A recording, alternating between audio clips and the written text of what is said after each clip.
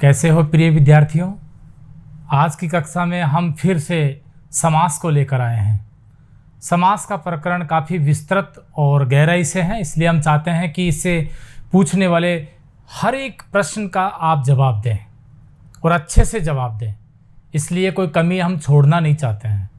ये प्रकरण जो आप पढ़ रहे हैं ये इसी परीक्षा के लिए उपयोगी नहीं है, और भी अन्य परीक्षाएं जिनके पाठ्यक्रम में अगर समास लिखा हुआ है तो आप इसमें देख लें, हूबहू आपको परीक्षा में यही प्रश्न मिल जाएंगे। और ऐसे ही इसलिए हमने इसको, आज तीसरी कक्षा है समास की, और हो सकता है कि एक कक्षा और आगे हमें करनी पड़े, और करनी पड़ेगी क्योंकि ये पूरी नहीं होने वाली है, बहुत विस्तृत है। तो देखते हैं आज समास का ही प्रकरण, और इसी समास में अनेक उदाहरण देखेंगे हम। उदाहरण, क्योंकि परीक्षा में सिर्फ उदाहरण आएंगे और उदाहरण से ही आपसे पूछा जाएगा कौन सा समास है, तो उदाहरण के आधार पर आपको समास का नामोल्लेख करना है। ये हम देखेंगे, अधिक से अधिक उदाहरण जितने हो सकते हैं उतने उदाहरण, ज़्यादा से ज़्यादा। और ये भी साथ में जानेंगे कि अवयवी भाव समास में क्या मुख्य बातें होती है कि हम इनके उदाहरणों को अलग से पहचानें। तत्पुरुष समास में ऐसी कौन सी बातें हैं जिनको हम अलग से पहचान लें। कर्मधारय के उदाहरणों को हम कैसे पहचानें कि कर्मधारय का उदाहरण है। ऐसे सभी समासों के बारे में थोड़ी थोड़ी परिचर्चा भी करते रहेंगे और उदाहरणों को भी पुष्ट करते रहेंगे। जब मेरे द्वारा आपको उदाहरणों का उच्चारण किया जाएगा, बताया जाएगा, तो आपको वो स्थायी हो जाएगा। इसलिए इस क्लास को ध्यान से सुने और ध्यान से देखें, आप पूरी देखें, अंत तक देखें, और किस प्रकार से देखिए उदाहरणों के माध्यम से आज हम समास के प्रकरण को स्पष्ट करने वाले हैं। और ये लीजिए, पहला है अवयवी भाव समास। अवयवी, और ये सारे उदाहरण अवयवी भाव समास के हैं, ये कहने की आवश्यकता नहीं है। और कैसे हैं देखिए, निडर, नाहक, प्रबल, अपवाद, बखूबी, लाजवाब, बेकाम, अनुकूल, यथार्थ, प्रत्यंग, आजानुबाहु, या जीवन, विशुद्ध, अत्यल्प, निमंत्रण, सावधान, सेवार्थ। और मुझे नहीं लगता कि इससे बाहर भी कुछ हो सकता है। हाँ, इनका ही रूप प्रतिरूप हो सकता है। जैसे मान लीजिए अनुकूल, तो मैंने बताया यहाँ पर परीक्षा में अनुकूल नहीं आकर के प्रतिकूल आ गया, मान लीजिए प्रतिकूल, तो क्या इसको अलग से बताने की आवश्यकता है? नहीं है। जब आपको इतना पता है अनुकूल में अवयवी भाव समास है, निश्चित रूप से प्रतिकूल में भी क्या होगा? अवयवी भाव समास होगा। तो ऐसे यही उदाहरण नहीं है, इनके माध्यम से परीक्षा में जो भी प्रकार के उदाहरण आएंगे अवयवी भाव समास के, वो आप सारे पहचान लोगे। और इसीलिए मैंने एक ही प्रकार के 10 उदाहरण नहीं दिए, या अनुपसर्ग से बहुत सारे उदाहरण और थे, आवश्यकता ही नहीं है, आप समझ गए। इसीलिए मैंने इस उपसर्ग का केवल एक उदाहरण लिया है। ऐसे ही लाजवाब है, बखूबी है, अपवाद है, प्रय है, नाहा है और नीड़ है, तो इनके सब के सामान्यतः एक एक उदाहरण देख करके आपके इस शब्दों को इतना विस्तार कर दे दिया है कि इससे संबंधित और भी प्रश्न आए तो आप उन प्रश्नों को सही कर पाएं। और देखिए निडर, अब इस शब्द को गहराई से जानना है। अभी तो हमें पता है कि यहाँ अवयवी भाव समास चल रहा है, तो आप भी पहचान लिए कि अवयवी भाव समास का उदाहरण है। लेकिन जहाँ परीक्षा में कैसे पता चलेगा? जब हमारे सामने पूरे के पूरे 6 समास हैं और शब्द है एक, और आपसे पूछा जाएगा कि ये कौन से समास का उदाहरण है, तब थोड़ा जटिल और कठिन हो जाएगा। तो डरना नहीं है, निडर देखिए। और डर निकालने के लिए पहला शब्द हमने यही रखा है, निडर। अर्थ क्या होता है? बिना डर के, बिना भय के, डर नहीं होना चाहिए, निडर। इसका मतलब है नी तो उपसर्ग है और डर मूल शब्द है, ऐसे ही तो बना है। और इस अवयवी भाव समास में जैसा कि मैंने कहा था, उपसर्ग प्रत्यय ये इसकी पहली पहचान है। पहली पहचान, इसको पहचानने में आप इस प्रकार से देखें, कोई भी सामासिक शब्द आए और आपको लगे कि इसमें उपसर्ग लगा हुआ है, तो आप निश्चित रूप से एक कल्पना करें कि ये निश्चित रूप से अवयवी भाव समास हो सकता है, पहली बात। दूसरी इसमें महत्वपूर्ण है एक वचन। इसके जितने भी शब्द होंगे सामान्यतः एक वचन में होंगे, उनका बहुवचन या तो होगा नहीं या बनता ही नहीं है। जैसे मान लीजिए कि अपवाद, तो अपवादों नहीं होता, प्रबल, प्रबलों नहीं होता, निडर निडरों नहीं होता है, सामान्यतः एक वचन ही होता है। इसलिए ये दोनों पहचान है अवयवी भाव समास की। और उदाहरण तो आपको याद रखनी ही है, उदाहरणों से आप उनकी सारी विशेषताएं निकाल देंगे। और देखिए इसी क्रम में देखिए निडर, नाहक। अब देखो इसमें ना लगा हुआ है, ना उपसर्ग है और हक नहीं हूं तो नाहक। अब ये खुद कह रहा है इसका समास विग्रह, जिस पर हक नहीं हूं या हक नहीं होना, तो यहां पर नाहक हो जाएगा। प्रबल, तो बल तो है ही, प्र उपसर्ग वो लगा है प्र, और प्र का मतलब होता है प्रमुख, अधिक, घनिष्ठ आदि। तो प्रबल विशेष रूप से घनिष्ठ या अधिक बल लगा हुआ तो प्र और बल। अब देखो ये विशेषता बता रहा है इसकी कि किस प्रकार का बल, इस प्रकार का बल। लेकिन ये हमने क्या देखा, यहां उपसर्ग है, पहली बात। दूसरी बात, प्रबल शब्द एक वचन में होता है, इसका बहुवचन नहीं बनता है। और तीसरी और महत्वपूर्ण बात, इसके अर्थ पर जाना है। आपको लग रहा है कि ऐसा कि एक पद दूसरे पद की विशेषता हो या एक पद संख्यावाची हो, नहीं। तो देखो इसमें अवयवी भाव समास की पहली विशेषता ही है कि इसका प्रथम पद प्रधान होता है। एकमात्र समास यही है जिसका पहला पद प्रधान होता है और वह अव्यय होता है। क्या होता है? अव्यय। उसको हटा नहीं सकते, उसको व्यय नहीं कर सकते, उसको गौण नहीं कर सकते। इसका मतलब यह है। ये सारी बातें हम दोबारा से पढ़ रहे हैं, एक बार इस कक्षा में हमने पढ़ भी लिया था, पुनः दोबारा से पुष्ट कर रहे हैं। अब इस समास में कोई कमी नहीं रह जाए, ऐसा कुछ हमारा है। और देखिए इसलिए यहां अवयवी भाव समास होगा। अपवाद, तो अप उपसर्ग है, और अपवाद का मतलब है कि वाद के अनुसार नहीं है, वाद के अनुसार नहीं है, वाद से हटके हैं, इसलिए अपवाद कहते हैं। बखूबी, तो बै लगा हुआ है, बखूबी, तो खूबी के अनुसार, तो बखूबी हो गया। लाजवाब, जवाब के अनुसार, तो लाजवाब, ला उपसर्ग है। बेकाम, बिना काम के या काम के बिना, तो बेकाम हो गया, किसी काम का नहीं। अनुकूल, कूल के अनुसार यानी परिस्थितियों के अनुसार, तो अनुकूल, तो के अनुसार, आदि, यथा, प्रति और अनु, इस प्रकार के सारे शब्द किस में आ जाएंगे? अवयवी भाव समास में आ जाएंगे। और देखिए थोड़े से उदाहरण। यथार्थ, शब्द को जरूर समझना है, यथार्थ। अब इसका देखो टुकड़े करें, क्या किससे बना है, तो क्या करेंगे? यथा धन अर्थ, ऐसे ही तो बना है ना, यथा धन अर्थ, यानी अर्थ के अनुसार या अर्थ के अनुकूल, तो उसको कहते हैं यथार्थ। और यथार्थ वही होता है कि जो वास्तव में हमने समझा या सोचा या जैसा उसका अर्थ निकल रहा है उसके अनुकूल होना यथार्थ। अब समास कौन सा हो गया? यथा का प्रयोग हुआ उपसर्ग का, और समास कौन सा हो गया यहाँ पर? अवयवी भाव समास, क्योंकि अर्थ इस प्रकार से ही दे रहा है कि अर्थ के अनुसार आदि अर्थ। प्रत्यंग, और देखिए प्रत्यंग का देखिए तो प्रति धन अंग। अगर ऐसा आपने सीख लिया और ये पता चल गया कि दो शब्दों से ऐसे मिलकर के बना है, फिर आपको कठिनाई नहीं होगी, फिर निश्चित रूप से आप सही नाम बताओगे समास का। इसका मतलब है प्रत्येक अंग, प्रति अंग, और प्रति यहां अर्थ देगा प्रत्येक अंग। ये इसका विग्रह भी है, और विग्रह हमने अगर इस प्रकार से कर दिया तो हम तो तुरंत पहचान गए। जैसे मान लीजिए कि प्रतिदिन इसी प्रकार का है, प्रति वर्ष वो भी इसी प्रकार का है। यहाँ प्रति दिख नहीं रहा था, लेकिन हमने इसको विच्छेद करके देखा तो प्रति निकल के आ गया। प्रति लगाते ही प्रति से आप तुरंत समझ गए कि अवयवी भाव समास है।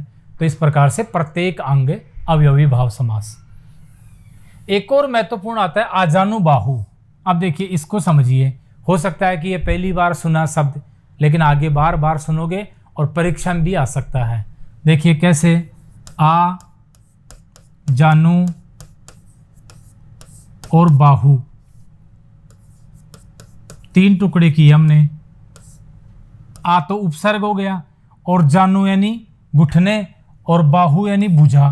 देखो घुटने और बाहु यानी भुजा, भुजा। अब आ का मतलब यहां अर्थ दे रहा है कि तक हो, जो घुटनों से भुजा तक हो उसको कहते हैं आजानु बाहु। और बाहु का मतलब भुजा है, यानी जिसकी भुजाएं घुटनों तक लंबी हों। घुटनों तक आ यानी आ का उपसर्ग का प्रयोग किया था। आ जन्म, आ मरण, तो क्या किया था, जन्म से ही, या आ मरण तो मरने तक या मृत्यु पर्यंत। तो इस प्रकार से जिसकी भुजाएं घुटनों तक लंबी हों यानी लंबे हाथ हों उसको कहते हैं आजानु बाहु। अब इसमें समास कौन सा हो गया, अवयवी भाव समास। ये हम आगे वाली क्लास में देखेंगे कि इसमें और एक समास हो सकता है और वो है बहुव्रीहि समास। क्यों, क्योंकि राम, श्री राम के लिए रूढ़ है ये शब्द। आजानु बाहु श्री राम को भी कहा गया है उस अर्थ में, यानी जिसकी भुजाएं घुटनों तक लंबी हो अर्थात श्री राम, तब हो जाएगा आजानु बाहु में कौन सा समास, बहुव्रीहि। लेकिन हम यहाँ विग्रह क्या कर रहे हैं, भुजाएं का विस्तार घुटनों तक हो, तो इसको क्या कहेंगे, कौन सा समास होगा, अवयवी भाव समास होगा। आ उपसर्ग के प्रयोग से भी आप इसको पहचान सकते हैं। और देखिए यावत जीवन, इसका होगा यावत और आगे जीवन, इस प्रकार तो बना है। यण संधि है यहाँ, वो यण क्या व्यंजन संधि है यहाँ पर, यावत जीवन यानी जीवन भर, एक साथ कहेंगे जीवन भर, जीवन भर, और यावत यहाँ उपसर्ग का काम करेगा। तो जीवन भर, यावत जीवन, कौन सा हो गया, अवयवी भाव समास हो गया। अवयवी भाव, बिल्कुल याद कर लें इसको। विशुद्ध, अब हम जानते हैं वी तो उपसर्ग है और विशेष रूप से शुद्ध, तो उसको कहते हैं विशुद्ध। तो विशुद्ध में भी यही है। अत्यल्प, ऐसा थोड़ा जटिल शब्द आ जाए तो बिल्कुल भी नहीं घबराएं और इस शब्द की गहराई में जाएं। अत्यल्प, देखो क्या है अत्यल्प। अब आप ये सोचें किससे बना है, इसका मतलब है अति अल्प से बना है, अति धन अल्प से बना है अत्यल्प। ये लीजिए, अति क्या है, उपसर्ग है। और इतना तो बहुत है शायद आपकी पहचानने के लिए कि यहाँ अवयवी भाव समास है। अति अल्प, बहुत कम, तो अति अत्यल्प हो जाएगा। और यहाँ कौन सा समास हो गया, अवयवी भाव। निमंत्रण, देखो नि उपसर्ग है और मंत्रण, मंत्रण का मतलब होता है विचार विमर्श आदि से, तो निमंत्रण देना। तो इस प्रकार से निमंत्रण का मतलब है कि नि उपसर्ग है और अवयवी भाव समास है। सावधान, तो स और अवधान, स अवधान से बना है, ये लीजिए। और योग होने पर ए और ए मिलकर के आओ गए तो सावधान हो गया। विशेष रूप से सचेत, तो यहाँ अवयवी भाव समास हो गया। सेवार्थ, तो सेवा और अर्थ, ये लीजिए। अर्थ का मतलब उद्देश्य और ये भी हो जाएगा, तो सेवा के लिए, विग्रह हो जाएगा सेवा के लिए। सेवा के लिए कहते हैं ना, ज्ञानार्थ प्रवेश सेवार्थ प्रस्थान, तो वो इसी से बना है इस प्रकार से। ये सब के सब किसके उदाहरण हैं, ये सब अवयवी भाव समास के उदाहरण हैं। ये दूसरा चरण है, हम इस समास को दोबारा से और जटिल उदाहरणों से और हर प्रकार के उदाहरणों से आपको अवगत करा रहे हैं। एक कक्षा और चलेगी, उसमें कुछ अपवाद स्वरूप ऐसे कुछ शब्द आएंगे कि इसमें ये भी है, ये भी है, कौन सा में चुनना है, कौन सा नहीं चुनना है, और कौन कौन से समास हो सकते हैं, वो आगे वाली कक्षा होगी। फिलहाल देखिए अवयवी भाव समास के यह सब आप याद रखेंगे।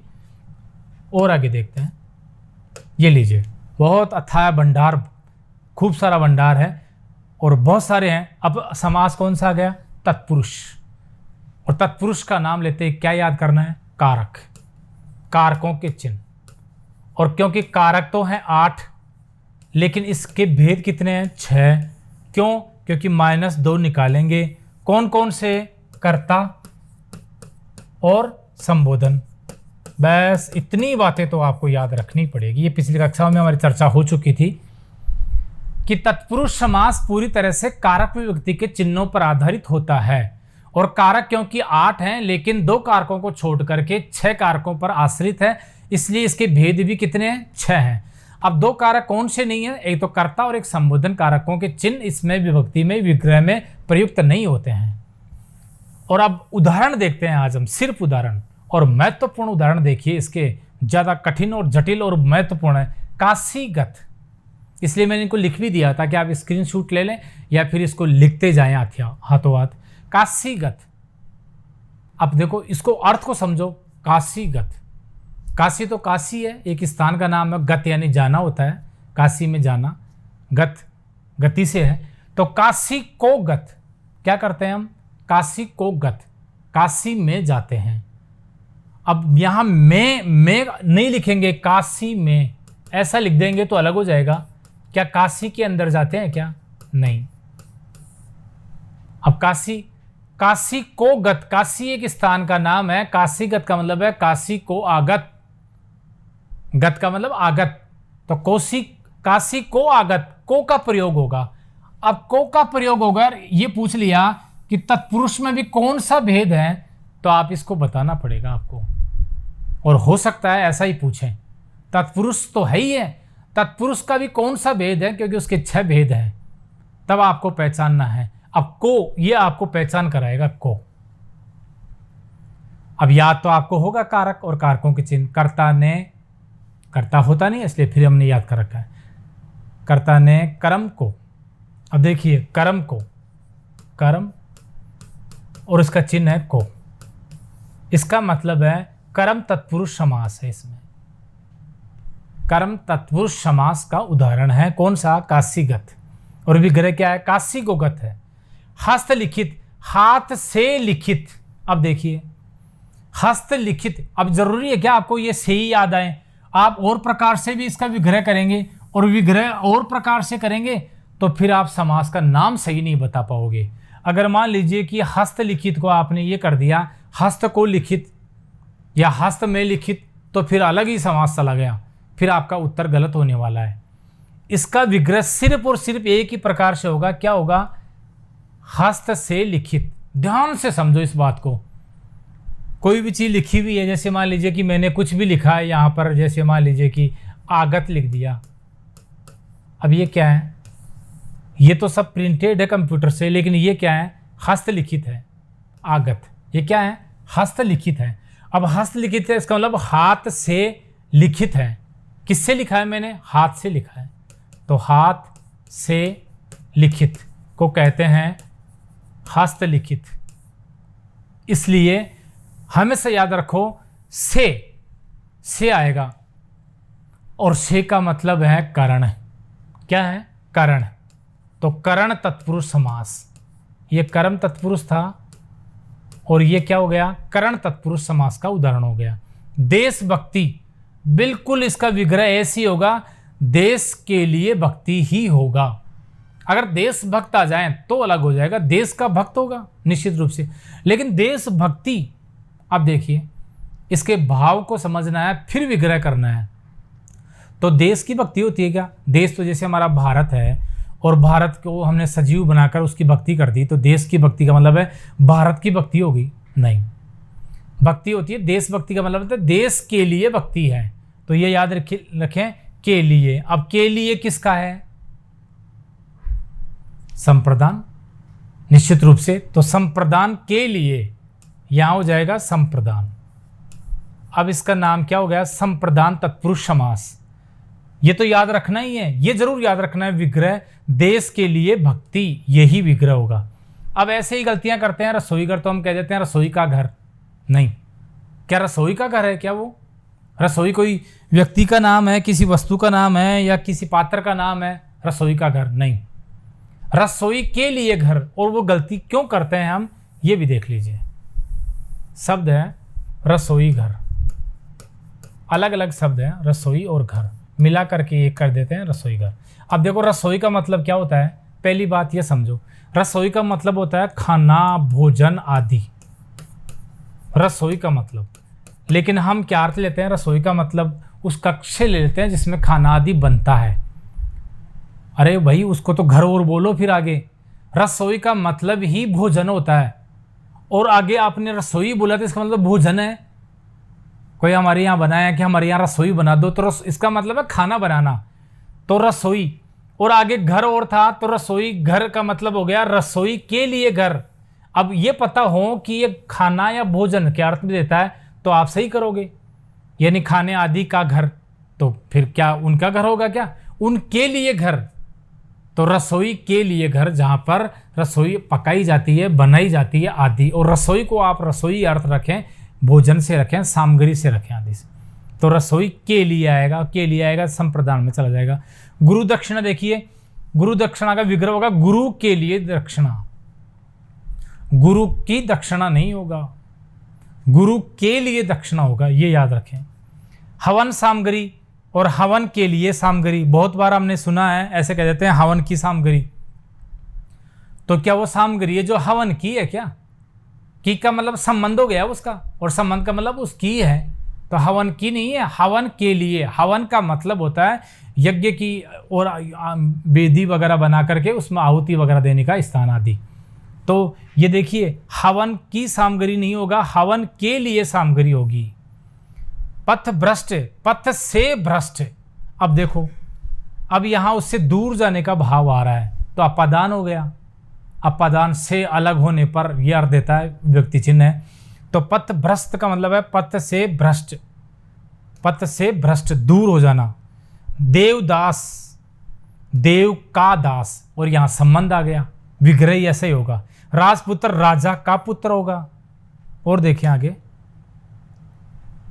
आगे क्या लिखा था, एक और है वनवास, और ये भी महत्वपूर्ण है। तो हम क्या कर देते हैं, और अलग प्रकार से बनाते हैं, वन में वास होगा। वनवास का मतलब है वन में वास, वन में वास। इधर देखिए और थोड़े उदाहरण और देखिए। जेब कतरा, और बहुत महत्वपूर्ण है, ऐसे ही ज़्यादा पूछते हैं परीक्षा में इस प्रकार के, जो पहली बार सुना समझा आदि, लेकिन आज के बाद गलत नहीं हो। जेब कतरा, अब देखिए विग्रह, जेब को कतरने वाला, विग्रह क्या हो गया, जेब को कतरने वाला। इसके भाव को अर्थ में जाना है, इस शब्द में नहीं जाना। अब इसके गहराई में जाओ कि जेब कतरा किसको कहते हैं, तो जेब को कतरने वाले को जेब कतरा कहते हैं। को आएगा कि नहीं आएगा, अपने आप ही बुल रहा है। अर्थ अगर सही करेंगे ना तो को बुलेगा। अब को बुला तो इसका मतलब, को का मतलब, अब इसका निकालिए कौन सा कारक चिन्ह है। कर्ता ने कर्म को करण से संप्रदान के लिए अपादान से अलग होने पर संबंध काके की अधिकरण में पर, तो संबंध काके की आ गया ना, जेब को कतरने वाला, तो इस प्रकार से विग्रह हो जाएगा। ये याद है आपको, यदि इसका विग्रह तो ही आप बता पाएंगे, अन्यथा नहीं।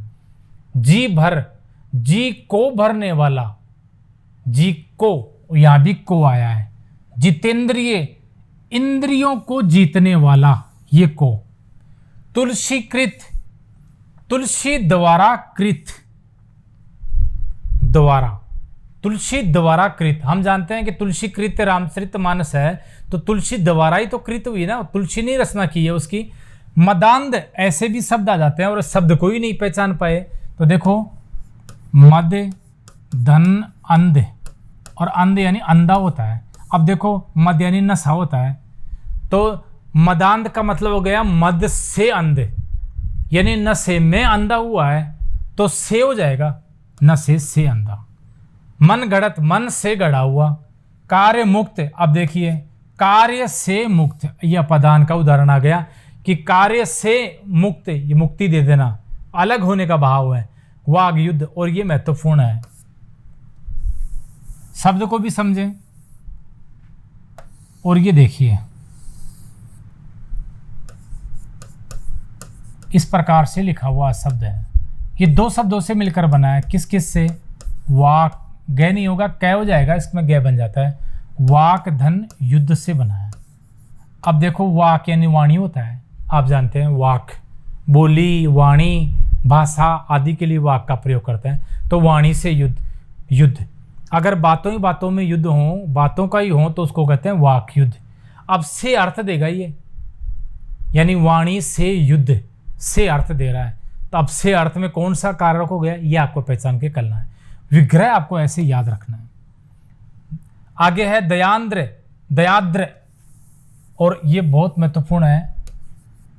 दयाद्र, देखो रै और रै, इसका मतलब है दया और आद्र, दो से बनाना। आद्र ऐसे लिखते हैं भाई, ये भी महत्वपूर्ण है, दया और आद्र। तो इसका मतलब है दया से आर्द्र। आर्द्र का मतलब विनम्र हो जाना, आदि हो जाना, द्रवित हो जाना। तो दया से ही आएगा यहाँ पर, दया से आर्द्र। ऐसे ही है क्षुधातुर, तो यही बात है, क्षुधा यानी भूख, और आतुर उसमें आ ही जाएगा आतुर, यानी भूख से आतुर, व्याकुल होना से आएगा। और भूख मरा यानी भूख से मर गया, इसलिए भूख मरा कहते हैं उसको। ये तत्पुरुष समास के उदाहरण है। विग्रह आपको याद रखना है, एक बार समझ करके देखोगे तो याद भी हो जाएंगे। और तत्पुरुष की ओर है, ज़्यादा है, महत्वपूर्ण है, विस्तृत है, काफ़ी बड़ा समास है। इसलिए देखिए गुड़साल, अब इसको समझो। गुड़साल का मतलब क्या होता है? गुड़ यानी तो घोड़ा होता है, और घोड़े, और साल यानी साल या भवन, यानी ऐसा स्थान जहाँ घोड़े रखे जाते हैं उसको गुड़साल कहते हैं। अब इसका विग्रह कर सकते हो आप, इतना अगर जानकारी आप रखते हो तो आप इसका विग्रह कर सकते हो। तो इसका मतलब है घोड़े के लिए साल या भवन। तो घोड़े के लिए, घोड़े की नहीं होगा, घोड़े ने, घोड़े की नहीं होगा, यहाँ संबंध नहीं होगा, ये याद रखें। कहीं ऐसे नहीं है कि घोड़े की या घोड़ों की, नहीं। किसके लिए है वो भवन? घोड़ों के लिए। तो ये घोड़ों के लिए साल, साल यानी होता है भवन। डाक गाड़ी, अब हम कर देते हैं डाक की गाड़ी। भाई डाक है, डाक यानी पत्र, चिट्ठी, पत्री आदि है, क्या उनकी है गाड़ी? वो नहीं, गाड़ी उनकी नहीं है, उनके लिए गाड़ी है, डाक के लिए गाड़ी है। और इसीलिए ये बार बार परीक्षा में पूछे जाते हैं। यही स्तर आता है परीक्षा में कि इसका विग्रह आप सही कर पाओगे कि नहीं कर पाओगे। और विग्रह सही नहीं किया तो आपका समास भी गलत हो जाएगा। इसलिए डाक के लिए गाड़ी। रंगमंच, तो रंग के लिए मंच। अब रंग का मतलब यहाँ नाटक से भी लेते हैं, तो नाटक कहाँ खेला जाता है? रंगमंच पर। तो रंग के लिए मंच, के लिए आएगा यहाँ पर।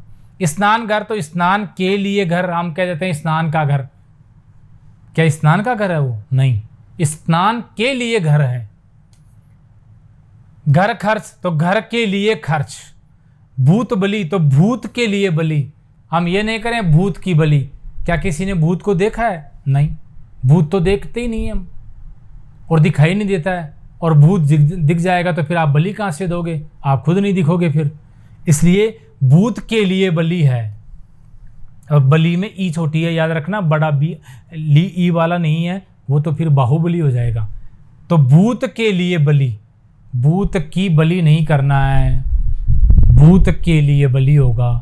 बस इतना याद रखें कि भूत हमें दिखाई नहीं देता तो उसकी बलि कैसे देंगे हम? भूत के लिए।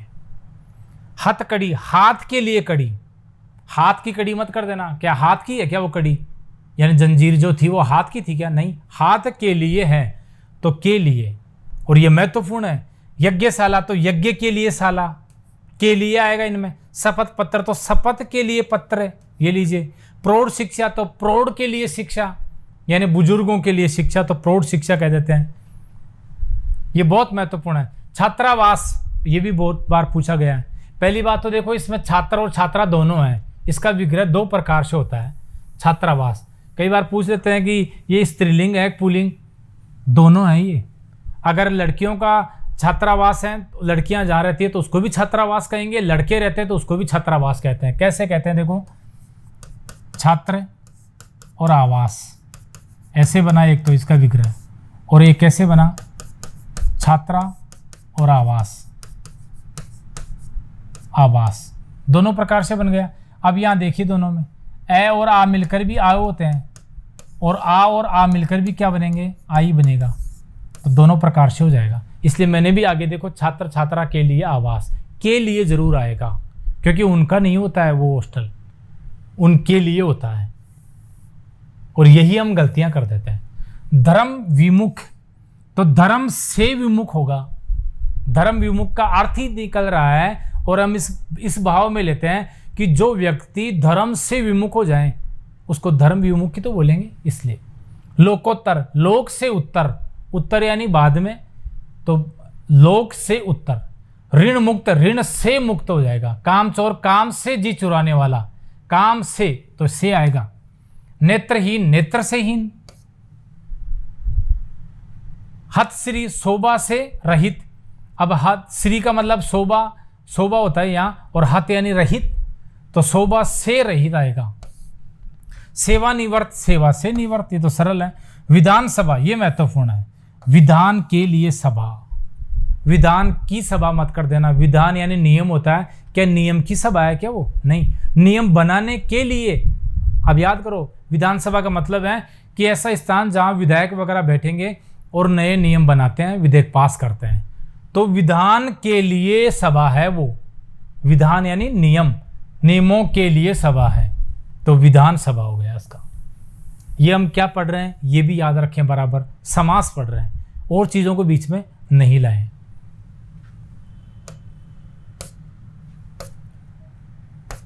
और देखिए तत्पुरुष के उदाहरण फिर देखिए,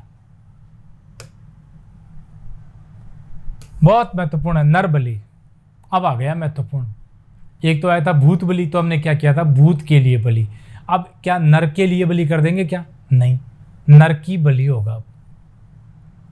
मानव कभी भी बलि नहीं चाहता है, इसलिए वो कहीं नहीं करें कि नर के लिए बलि।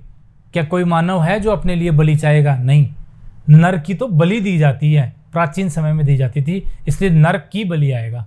मृत्यु दंड, तो मृत्यु का दंड। सौर मंडल, तो सूर्य का मंडल, सौर यानी सूर्य होता है, सूर्य का मंडल। वागदान, और ये महत्वपूर्ण है, कह के हलंत है। वागदान, तो वाक का दान। वाक यानी वाणी, वाणी का दान। और वाणी का दान का मतलब है अपनी जुबान से जो कह देना, उसको वागदान कहते हैं। और वागदान को एकार्थक शब्दों में सगाई कहते हैं। सगाई, बहुत जगह इसको वागदान भी कहते हैं, अपनी भाषा में इसको हम सगाई बोलते हैं। सगाई, सगाई क्या होती है? वागदान होता है कि जुबान दे दी जाती है वर के द्वारा वधू को कि हमें ये रिश्ता मंजूर है, हम इतनी तारीख को ये शादी कर लेंगे, तो उसको कहते हैं वाकदान यानी सगाई। तो वाक का दान होगा। अक्षांश से, अक्ष का अंश क्या होती है? अक्षांश वही होती है। इस प्रकार से आपने देखा होगा ग्लोब पर अक्षांश रेखाएं होती है इस प्रकार से, फिर छोटी होती जाती है इस प्रकार से। तो ये अक्षांश रेखाएं, तो अक्ष का अंश है ये, अंश, इसलिए अक्षांश कहते हैं इनको। गोदान, गाय का दान। अगर इतना ही विग्रह है तो तत्पुरुष है, और अगर रूढ़ अर्थ में ले लें, प्रेमचंद का प्रसिद्ध उपन्यास है, तो बहुब्रीहि समास हो जाएगा। ये आगे हम देखेंगे। तो गाय का दान का इसका मतलब हो गया कौन सा? तत्पुरुष, और संबंध का है ही। रामचरित्र, राम का चरित्र। सूर्यास्त, सूर्य का अस्त।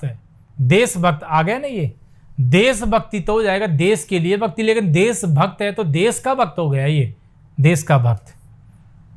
लोकनायक, लोक का नायक हो गया, यहां संबंध आ रहे हैं। प्रेमोपहार, और ये थोड़ा सा कठिन है पहचानना, इस शब्द को पहचान लिया तो विग्रह सही करोगे, और विग्रह सही किया तो समास का नाम भी सही करोगे। और देखिए प्रेमोपहार, इसका मतलब है प्रेम धन उपहार। अब देखिए ये दो शब्द हो गए, इतना ही पता था कि ये प्रेम और उपहार से बना है, तो अब इसका अर्थ अपने आप निकालेंगे। प्रेमोपहार यानी प्रेम का उपहार, सह प्रेम दिया हुआ उपहार, तो प्रेम का हो जाएगा यहाँ पर, प्रेम का उपहार। पदान्वय, और ये भी महत्वपूर्ण है, तो इसका भी विग्रह क्या हो जाएगा? पद धन अन्वय। अन्वय, अन्वय का मतलब संबंध होता है, पदों में आपस में संबंध, तो पद का अन्वय, इस प्रकार से विग्रह हो जाएगा। लखपति यानी लाख का पति, लाख रुपए, 1 लाख रुपए का स्वामी हो तो उसको लाख का पति कहते हैं, लखपति कह जाते हैं मिला करके। राजभाषा, तो राज्य की भाषा, राज्य की भाषा या शासन की भाषा भी कहते हैं राजभाषा, जैसे हिंदी है हमारी, तो राज की भाषा हो जाएगी। पथ परिवहन, पथ का परिवहन, पथ का परिवहन। सोमवार, तो सोम का वार हो जाएगा। सत्रावसान, तो सत्र का अवसान हो जाएगा, समाप्त होना। चंद्र प्रकाश, चंद्र का प्रकाश, चंद्र यानी चंद्रमा। फूलवारी, फुलवारी, तो फूलों की वारी। देखो फुलवारी में तो ऊ छोटा है, लेकिन फूलों में फिर बड़ा हो जाएगा, ये हमने पहले पढ़ लिया था। तो फुलवारी क्या होती है? फूलों की वारी होती है। वारी यानी कि क्यारियाँ होती हैं, या एक स्थान आदि होता है जो वारी होता है। कन्यादान, कन्या का दान, और ये बहुत महत्वपूर्ण है। और परीक्षा में क्या हुआ है इसके साथ कि दोनों प्रकार से विग्रह आता है। कई बार हमने ये भी देखा है कन्या का दान, और उसको सही माना है आयोग ने, और कई बार ये भी माना है कन्या के लिए दान। आपको विकल्प के अनुसार उत्तर देना, दोनों नहीं आएंगे, ये तय है। और दोनों आगे आए हैं कभी तो ये डिलीट भी हुआ है, हट भी जाएगा, क्योंकि इसके दोनों विग्रह होते हैं। कन्या का दान भी होता है, क्योंकि इस में विवाह आदि अवसर पर क्या करते हैं कि एक पिता अपनी पुत्री का दान करता है, वर को दान दे देता है, और इस प्रकार से कन्या का दान। और दूसरे अर्थों में लेते हैं हम कन्यादान एक परंपरा और एक रीति भी है उसी में, कि पाणी ग्रहण जो संस्कार होते हैं, जो फेरे वगैरह जो होते हैं, उनमें एक कन्यादान कराया जाता है और कुछ मतलब भेंट आदि दी जाती है, तो कन्या के लिए दान दिया जाता है, वो तो होता है के लिए। और यहाँ पर जो पूरी प्रक्रिया है वो कन्या का दान हो गया, तो दोनों आएंगे, कन्या का दान भी कन्या के लिए दान भी। अगर जो विकल्प में है इन दोनों में से तो वही हो जाएगा, दोनों नहीं आएंगे।